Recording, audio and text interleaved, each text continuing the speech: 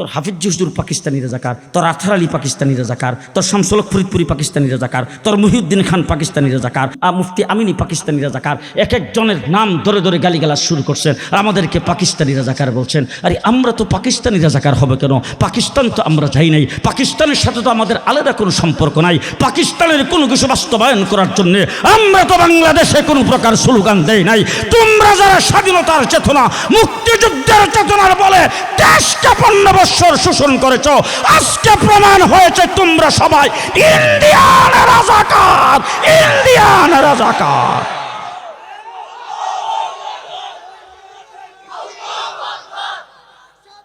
যাদেরকে রাজাকার বলে গালি দিয়েছ তাদের দ্বারা বাংলাদেশ শঙ্কিত নয়, তারা হলো দেশের দেশপ্রেমিক, তোমরা হলো দেশদ্রোহী। পরিষ্কার বলছি, আজকে প্রধান উপদেষ্টার সামনে বলে আসছি, সচিবালয়ে আগুন তোমরাই দিয়েছ। আমাদের দেশে একটা প্রবাদ আছে, শিক্ষা জাতির মেরুদণ্ড। টকশোতে তৃতীয় মাত্রাতে এখন অনেকের মুখ থেকে শুনি শিক্ষা জাতির প্রাণ। পৃথিবীর ১০০তে ১০০% শিক্ষিত হয় যে সমস্ত দেশে, গোটা পশ্চিমা দুনিয়া, ইউরোপ, আমেরিকা, কানাডা, ওই সমস্ত দেশগুলি আমি বারবার সফর করেছি। ৩ বছর বয়স হলে বাধ্যতামূলক স্কুলে ভর্তি করতে হয়, না হলে মা বাবাকে জরিমানা গুনতে হয়। প্রত্যেক দিন তাকে স্কুলে নিয়ে যাইতে হবে টাইম মতো, আবার নিয়ে আসতে হবে। শিক্ষার যাবতীয় উপায় উপকরণ সব 100% ফ্রি। পৃথিবী বিখ্যাত ইউনিভার্সিটি, অক্সফোর্ড বিশ্ববিদ্যালয় থেকে শুরু করে আমার বাংলাদেশের কেজি কিন্ডারগার্টেন পর্যন্ত সকল শিক্ষা প্রতিষ্ঠান পার্ট টাইম। আমি আপনাদের সামনে কথা বলতেছি, আপনারা জিন্দা আছেন তো সবাই? আমি তো কবরস্থানে কথা বলতেছি না। আপনারা জিন্দা আছেন যেটা আমার মধ্যে মধ্যে একটু জানায়েন। সমস্ত শিক্ষা প্রতিষ্ঠান পার্ট টাইম, ক্লাস টাইমে শুরু, ক্লাস টাইম শেষ, বিদায়। এরপরে সে কি টেলিভিশনের সামনে রইল, ফেসবুক দেখলো, না মোবাইল নিয়ে বসে রইল, না কাউকে নিয়ে পার্কে ঘুরতে গেল, না হোটেলে গেল, এইগুলির কোনো চিন্তা ভাবনা নাই। একমাত্র শুধুমাত্র কেবলমাত্র শুধু বাংলাদেশে নয়, গোটা পৃথিবী আসমানের নিচে জমিনের উপরে একটাই শিক্ষা প্রতিষ্ঠান, কওমি এবং দেওবন্দি মাদ্রাসা, ২৪ ঘন্টা উস্তাদ ছাত্রদের পেছনে মেহনত করে। রাত্রেও ছুটি নেই। হ্যাঁ, আমাদের দেশের উন্নত শিক্ষা ব্যবস্থা যেগুলি, কেজি কিন্ডারগার্টেন, এগুলিতে তো বোধ হয় তাহাজ্জুদের সময় ক্লাস হয়, এশার পরে। যে আসেন আমার মাদ্রাসা এসে দেখবেন এশার নামাজের পরেও ক্লাস হচ্ছে, ফজরের পরেও ক্লাস হচ্ছে, তাহাজ্জুদের সময়ও ক্লাস হচ্ছে। আমি এক মাদ্রাসায় গেলাম সিলেটে, রাত্রেবেলা প্রায় 10টা 10:30টার দিকে। মাদ্রাসার মাঠে যেয়ে গাড়ি থামাইছি, দেখি ভিতরে লাইট বন্ধ, দরজা খোলা। তো 2 সারিতে ছাত্র শুয়ে গেছেন, মধ্যখানে মাথা, দুই দিকে পাও। মাথার কাছে দিয়ে একজন শিক্ষক আস্তে আস্তে বেত নিয়ে হাঁটাচলা করতেছে। আমি শিক্ষককে ডাক দিলাম, ইশারা দিলাম, সে বের হয়ে আসলো, দৌড়ে এসে আমার সঙ্গে মুসাফা করলো। আমি জিজ্ঞেস করলাম এটা কোন বিভাগ? বলে হুজুর হেফজখানা। তো ছাত্র এখন কি করতেছে? বলে হুজুর ছাত্রদেরকে ঘুম পাড়াইতেছে। তো ঘুম পাড়াইতেছেন, আপনি এখানে কি করেন? বলে হুজুর যতক্ষণ না ঘুমাই, সুন্নত তরিকায় ডান করে শোয়াইছি, যতক্ষণ এরা না ঘুমাবে ততক্ষণ আমি যদি এখানে না থাকি, একজন আরেকজনের সঙ্গে গল্প শুরু করে দিবে। বের করেন আরেকটা শিক্ষা প্রতিষ্ঠান বাংলাদেশে আছে। এক মাদ্রাসায় গেলাম সকাল 9টা 9:30টার দিকে, যাই সেরে গাড়ির থেকে নামছি। মাদ্রাসার মাঠের পাশেই সুন্দর গাটলা, পুষ্করণী, এক জাক ছোট ছোট ছেলেপেলারা গোসল করার জন্য নামছে। দেখি 2 জন শিক্ষক গাটলার উপরে বেত নিয়ে খাড়া। জিজ্ঞেস করলাম বাবা আপনারা? বলে হুজুর আমরা মক্তবের শিক্ষক। আপনারা এখানে কি করেন? ছাত্রদেরকে গোসল করাইতে নামাইছি, এখন আমরা যদি এখানে না থাকি, একজন আরেকজনকে পানি ছিটা দিবে, একটা ধাক্কা দিবে, একটা শোভা দিবে, কত কিছু করবে। যতক্ষণ তাদের গোসল করা লাগে ততক্ষণ আমরা এখানে আসি। বের করেন, আছে আছে। এক কথাই বলতে হয়, কওমি মাদ্রাসা মানুষ গড়ার কারখানা। কওমি আলেম উলামা একরাম শিক্ষকেরা যারা মাদ্রাসায় পড়া, তারা মানুষ গড়ার কারিগর। আপনি যদি আপনার বাচ্চাটাকে স্কুল বা কেজিতে, কিন্ডার গার্ডেন কোথাও পড়াইতে চান, ছোট বাচ্চাকে ভর্তি করেছেন। আমি ঢাকা শহরে দেখি এখন সকালবেলা উঠিয়া মার কোলে বাচ্চা ঘুমাই গেছে, স্কুলে নিয়ে যাইতেছে।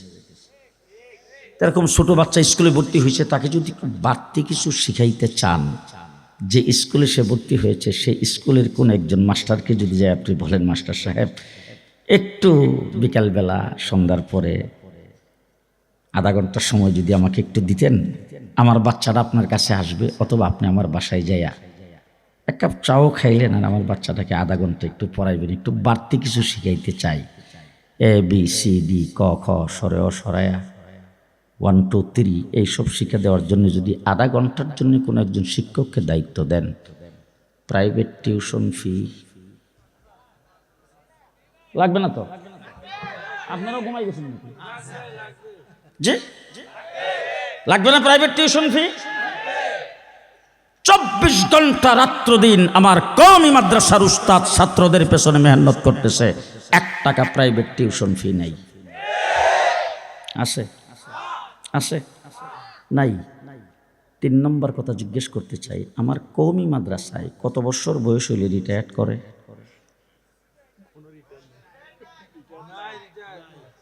আমার শেখ ও মুর্শিদ আল্লামা আহমদ শফি রহমতুল্লাহ আলাইহি 103 বছর বয়সে ইন্তেকাল করেছেন। রিটায়ার্ড করেছেন কয় বছরে? হাফিজি হুজুর কত বছর বয়সে রিটায়ার্ড করছিলেন বলেন? রিটায়ারশিপ পেনশন কওমি মাদ্রাসায় নাই। মৃত্যুর আগ পর্যন্ত মানুষ গড়ার কারিগর হিসাবে এলেমের মেহনত করে যাচ্ছেন, দ্বীনের মেহনত করে যাচ্ছেন 24 ঘন্টা। শেষটা বলবো,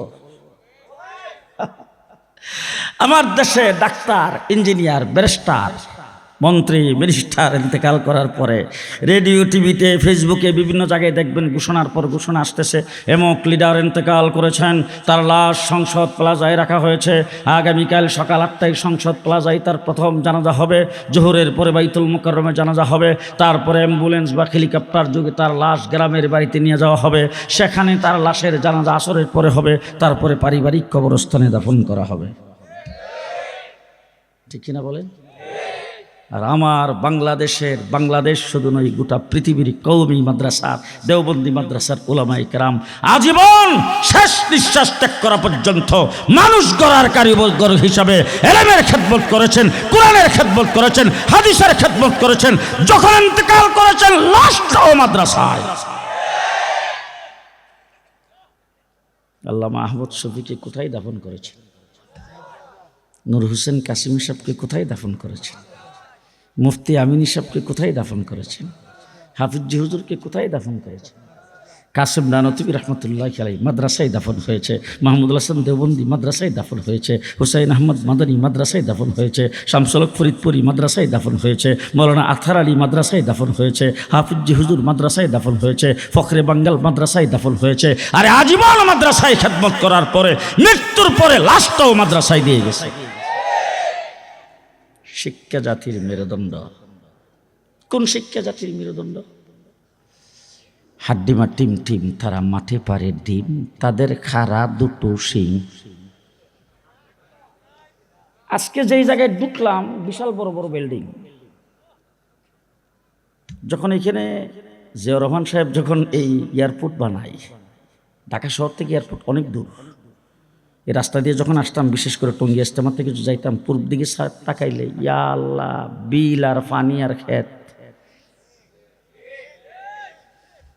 সেই জায়গায় এখন খুব দামি হয়ে গেছে না? তো ওই জায়গার ভিতরে বিভিন্ন রকম পাখি পাওয়া যাইতো। আচ্ছা বলেন তো দেখি, যেটার সিংগুড় এটা কোনোদিন ডিম পারে? আর যেটা ডিম পারে এটার কোনোদিন সিংগুড়ে? কথা সত্য না মিথ্যা? মিথ্যা শিক্ষা জাতির মেরুদণ্ড। হ্যাঁ, আমার বাংলাদেশের শিক্ষা সিলেবাসে বানর থেকে মানুষ তৈরি সেটা পর্যন্ত লাগানো হয়েছে। শরীফ থেকে শরীফার গল্প পড়ানো হয়েছে। মুসলিম ছেলে মেয়েদেরকে রামায়ণের কিচ্ছা দিয়ে বইয়ের মধ্যে ভরপুর করে দেওয়া হয়েছিল। ঠিক কিনা বলেন?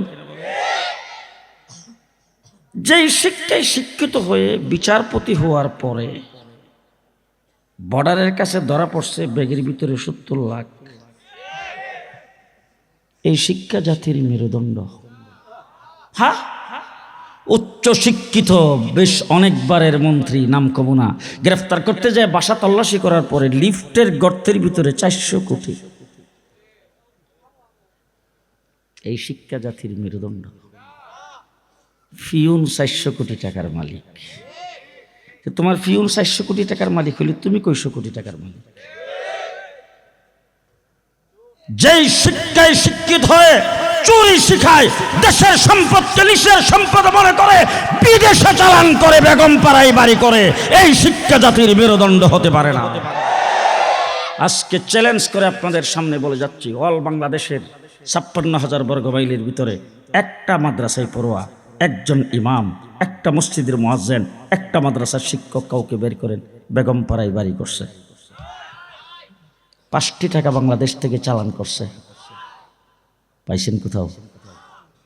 ও আমার ভাইরা, আজকে যদি বড় বড় ইংরেজি শিক্ষিত, বড় বড় শিক্ষিত সমাজ কাউকে যদি জিজ্ঞেস করেন, আচ্ছা এত বড় শিক্ষিত আপনি যে পিএইচডি করেছেন, আপনি যে বিসিএস ক্যাডার, আপনি বুদ্ধিজীবী, আচ্ছা বলেন তো আপনার শিক্ষাটা শুরু হয়েছে কোত্থেকে?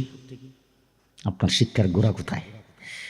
অনেকক্ষণ চিন্তা ভাবনা করে একজন বলবে যে বাংলা একাডেমির থেকে শুরু, আরেকজন পাশে থেকে না না না না, দেশ স্বাধীনের পরে শিক্ষা মন্ত্রণালয় কায়েম করে সেই মন্ত্রণালয়ের মাধ্যমে দেশের শিক্ষা সিলেবাস শুরু করেছেন।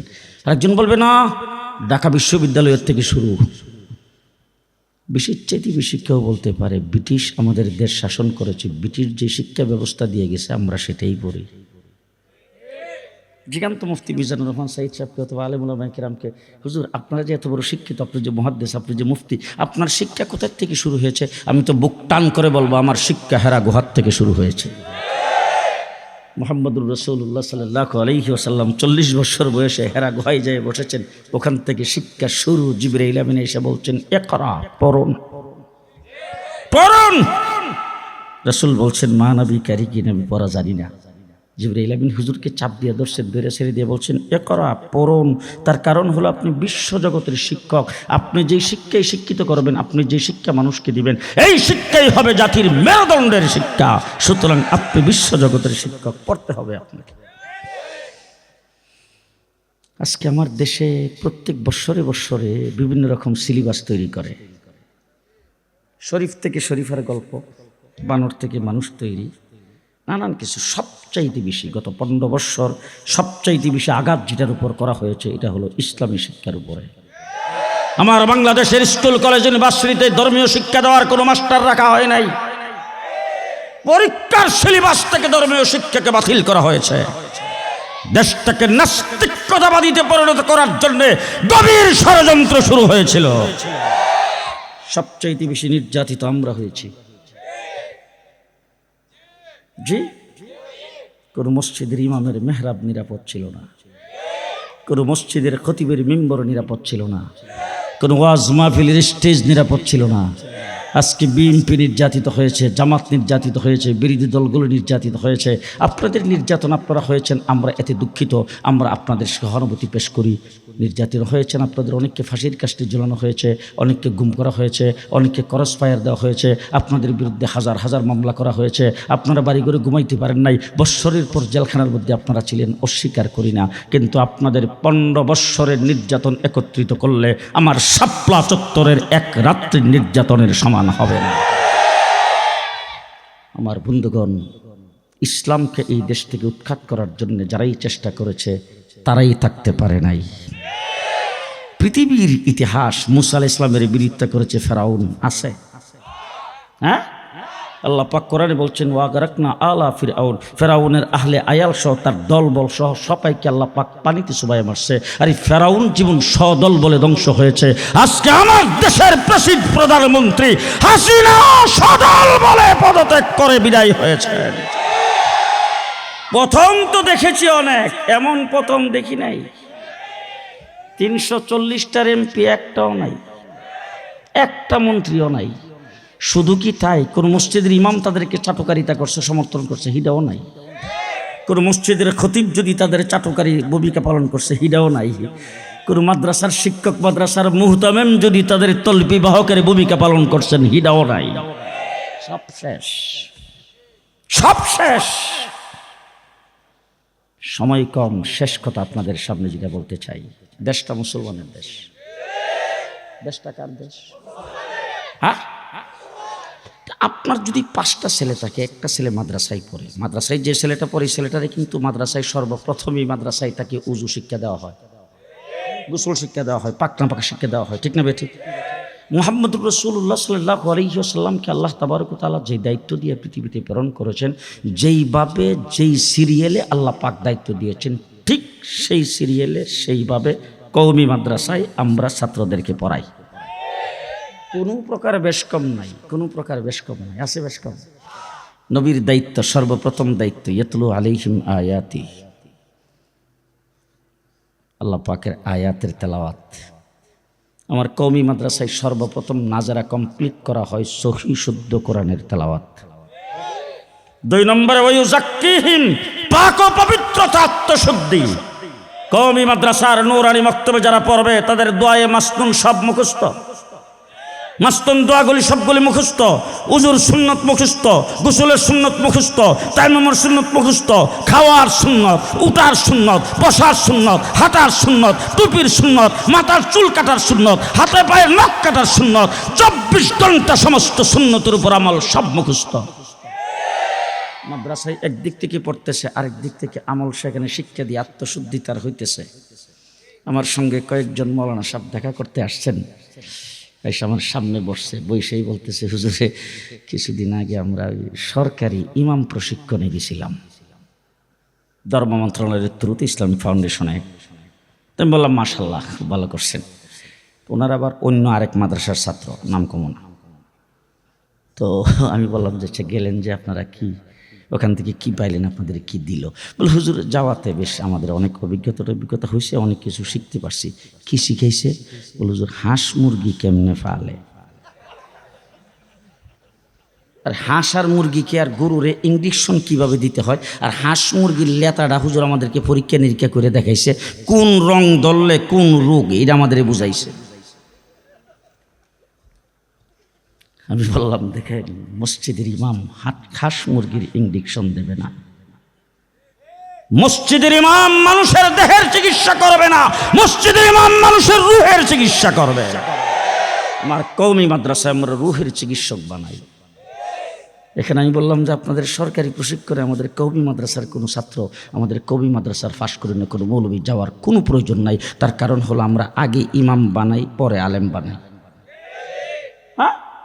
আমার কওমি মাদ্রাসার মধ্যে নুরানি মক্তবে, সেখানে আগে ইমাম বানায়া স্টেজের মধ্যে উঠাইয়া জানাজার নামাজ, ঈদের নামাজ, জুমার নামাজ। ওরে বাবা, অনেক সময় মাহফিলে গেলে দেখি যে এক একটা খুতবা দেওয়ার জন্য যে দাঁড়াইছে আর কি, আমি ফেল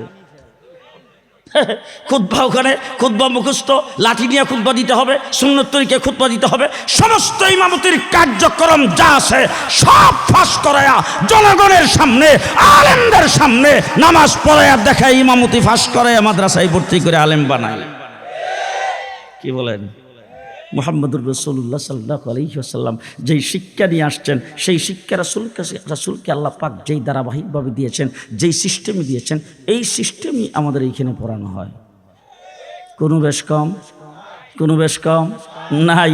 ওই যে মাদ্রাসার মধ্যে পড়ানো হয় সর্বপ্রথম কোরআনে কারীমের সহিহ শুদ্ধ তেলাওয়াত, তারপরে সুন্নত তরিকা যা আছে সব কিছু বুঝাইয়া তাকে পাক ও পবিত্র বানাইয়া, এরপরে ওই আল্লিমুহুমুল কিতাব ওয়াল হিকমা, এলেম আর হেকমতের দুধ গ্রহণ করার জন্য শেখ জাকারিয়া ইসলামিক টিচার সেন্টারে ভর্তি করিয়া মুফতি মিজানুর রহমান সাহেবের সনদ লইয়া সেখান থেকে আমরা আলেম বানাইয়া বের করি।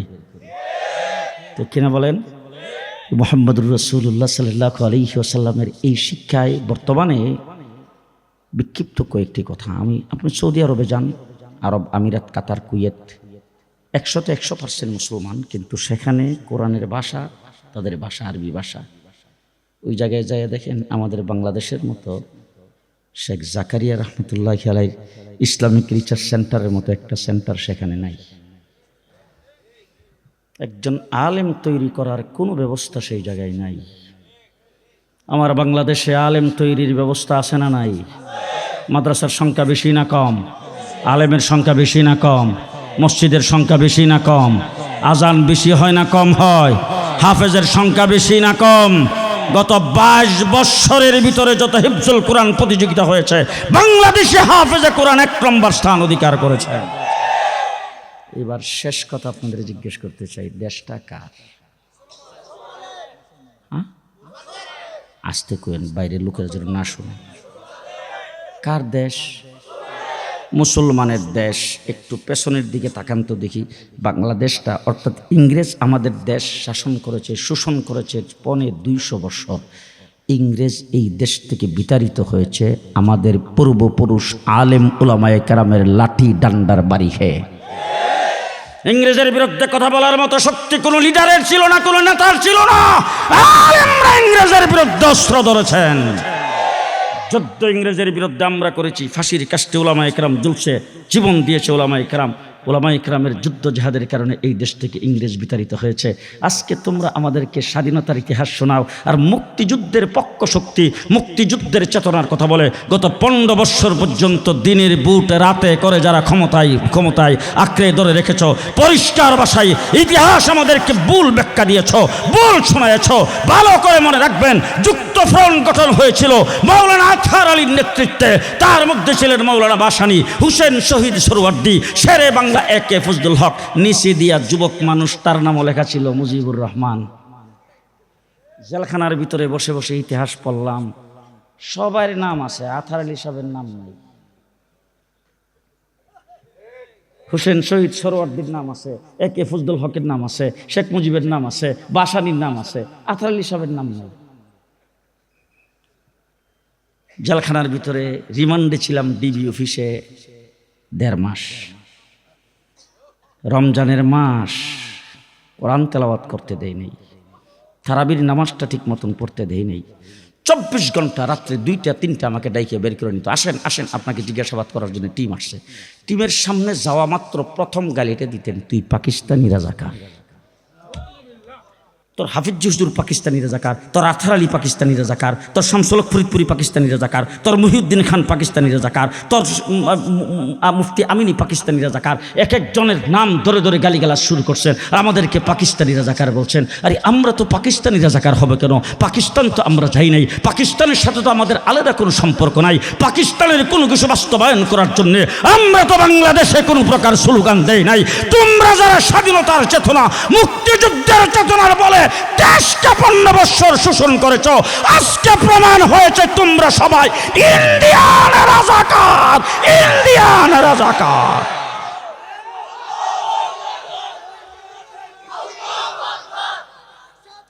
যাদেরকে রাজাকার বলে গালি দিয়েছ তাদের দ্বারা বাংলাদেশ শঙ্কিত নয়, তারা হলো দেশের দেশপ্রেমিক, তোমরা হলো দেশদ্রোহী।